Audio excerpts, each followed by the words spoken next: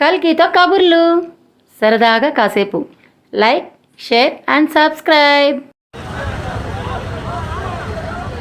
జై శివాజీ, జై భవానీ, జై శివాజీ, జై భవానీ, జై శివాజీ. హర హర మహాదేవ శంభో శంకర. హర మహాదేవ శంభో శంకర. జై శ్రీరామ్, జై శ్రీరామ్, జై శ్రీరామ్, జై శ్రీరామ్. బలో జై ఛత్రపతి శివాజీ మహారాజ్ కి జై. బలో ఛత్రపతి శివాజీ మహారాజ్ కి జై. బలో ఛత్రపతి శివాజీ మహారాజ్ కి జై. భారత్ మాతా కి జై. భారత్ మాతా కి జై. భారత్ మాతా కి జై. హిందువుల ఐక్యత వర్ధిల్లాలి, హిందువుల ఐక్యత వర్ధిల్లాలి, హిందువుల ఐక్యత వర్ధిల్లాలి. సబ్ హిందూ మేరా బంధు, సబ్ హిందూ మేరా బంధు, సబ్ హిందూ మేరా బంధు. జై శ్రీరామ్, జై శ్రీరామ్, జై శ్రీరామ్, జై శ్రీరామ్. భారత్ మాతా కి జై. భారత్ మాతా కి జై. భారత్ మాతా కి జై. జై శ్రీరామ్, జై శ్రీరామ్, జై శ్రీరామ్, జై శ్రీరామ్, జై శ్రీరామ్, జై శ్రీరామ్, జై శ్రీరామ్. భారత్ మాతా కి జై. ఛత్రపతి శివాజీ మహారాజ్ కి జై. ఛత్రపతి శివాజీ మహారాజ్ కి జై. ఛత్రపతి శివాజీ మహారాజ్ కి జై. జై శ్రీరామ్, జై శ్రీరామ్.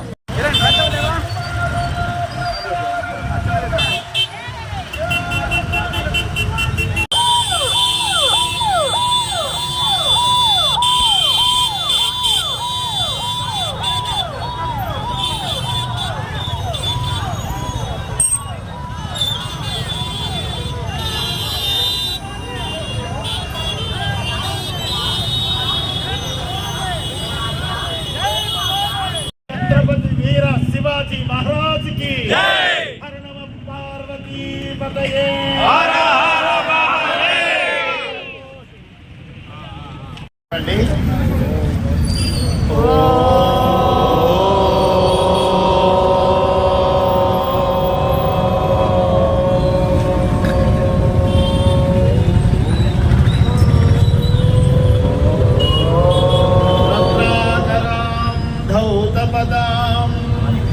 हिमालय किरीटिने ब्रह्मराज ऋषि रत्नाढ्यां वंदे भारत मातरम्. भारत माता की छत्रपति शिवाजी महाराज की. हर नमः पार्वती पतये.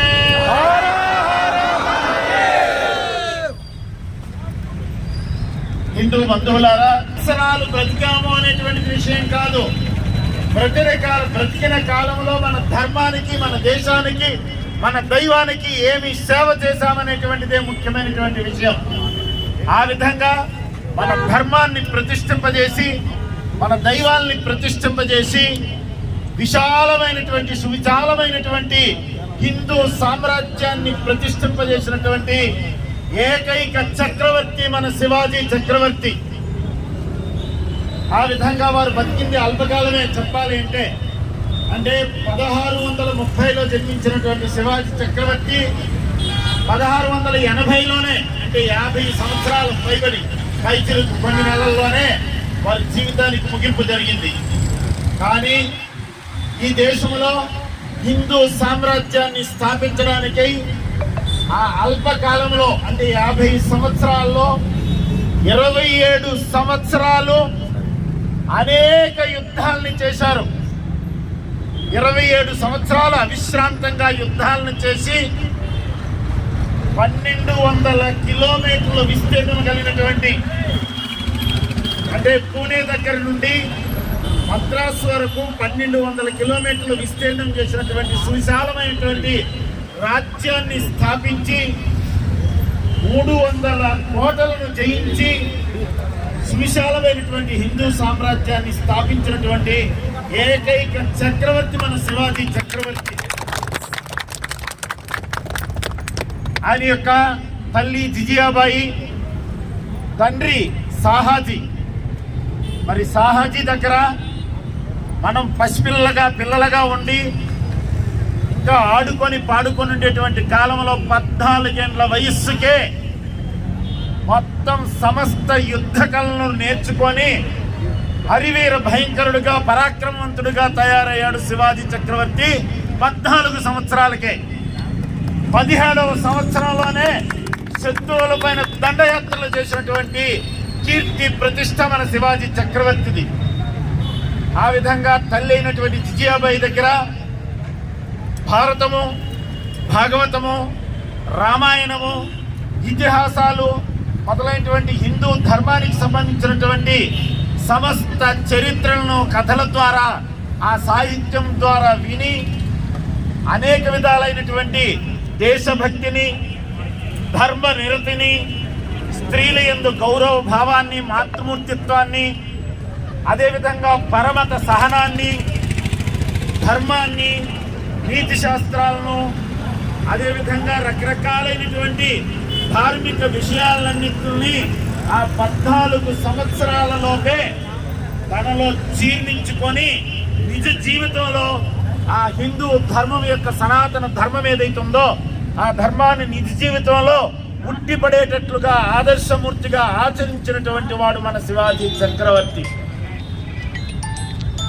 ఆయన తల్లి ద్వారా ఇవన్నీ నేర్చుకున్నాడు కాబట్టే మరి ఒక ఆదర్శమైనటువంటి చక్రవర్తిగా మన దేశంలో ప్రసిద్ధిని పొందాడు. మన దేశంలో మాతృమూర్తి స్థానం అనేటువంటిది అంత గొప్పది.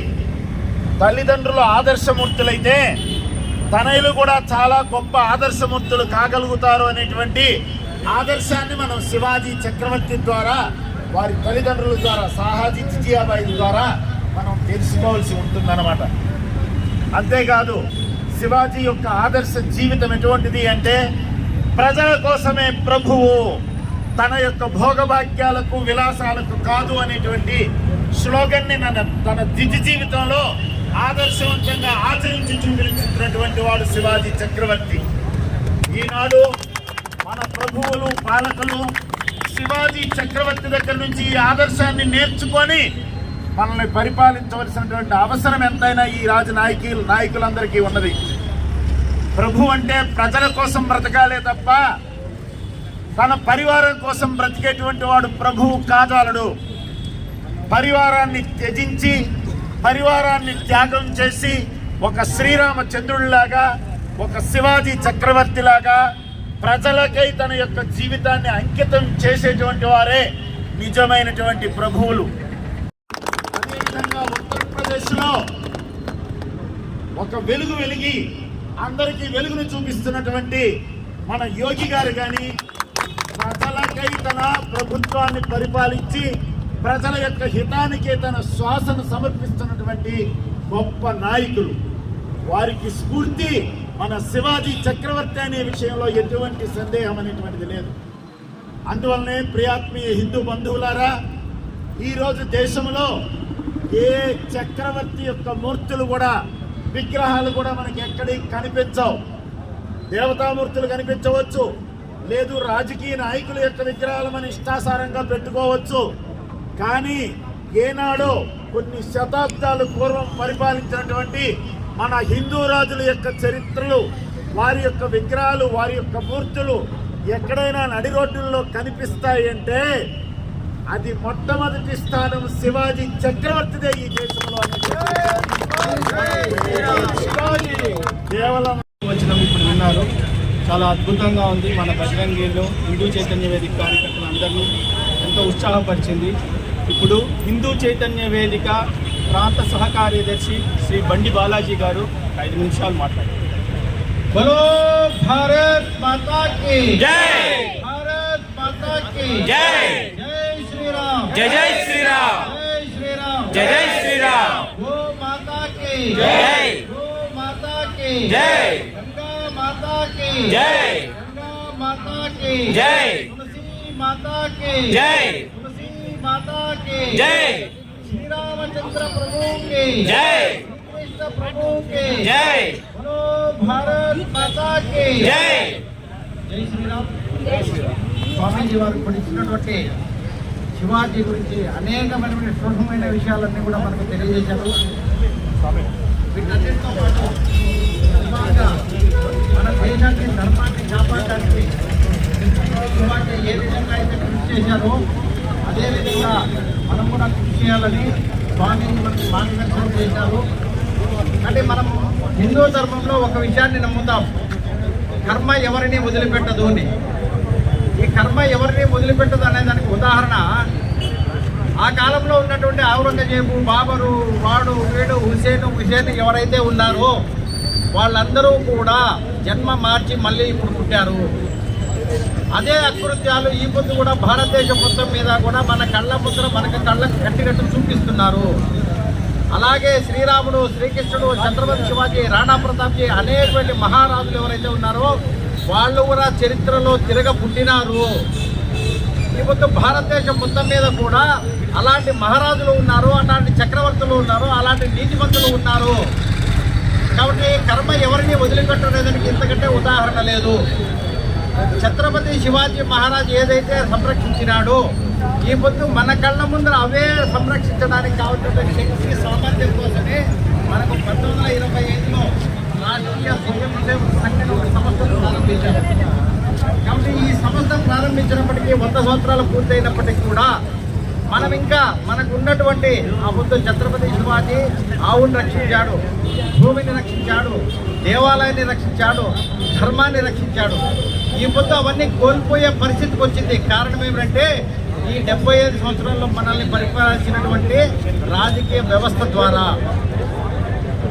గోడ సంరక్షణ అంటే పలమనేరులో జరిగినటువంటి దాంట్లో మన బజరంగీలు కూడా వెళ్ళి వాటిని సంరక్షించినారు.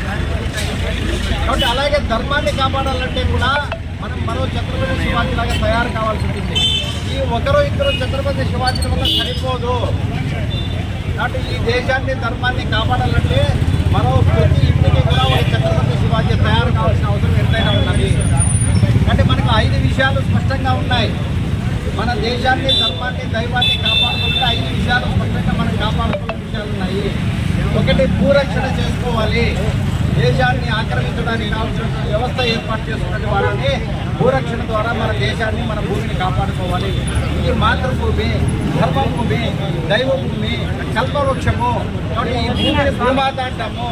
దీన్ని కాపాడుకోవాల్సిన బాధ్యత కూడా మన చేతుల్లో ఉన్నది. అలాగే మహిళ, ప్రపంచంలోనే మహిళను శక్తి స్వరూపిణిగా చూసేటువంటి ఏకైక ధర్మం మన సనాతన ధర్మం మాత్రమే. ఈ సనాతన ధర్మంలో మహిళకు ఉన్నటువంటి స్థానం ఏదైతే ఉన్నదో ఈ స్థానాన్ని, మహిళకు ఉన్నటువంటి కీర్తిని, మహిళకు ఉన్నటువంటి శక్తిని నిర్వీర్యం చేయడానికి ప్రతిరోజు కూడా అనేకమైన హిందూ అమ్మాయిలను ట్రాప్ చేస్తున్నారు. అలాంటి కుక్కలకు సరైన సమాధానం చెప్పే విధంగా మనం తయారు కావాలి. వాటిలో ఏ చట్టాలు, అలాగే యువత ఈ దేశానికి, ధర్మానికి, దైవానికి ముందుకు తీసుకెళ్లేది నెక్స్ట్ యువత తరమే.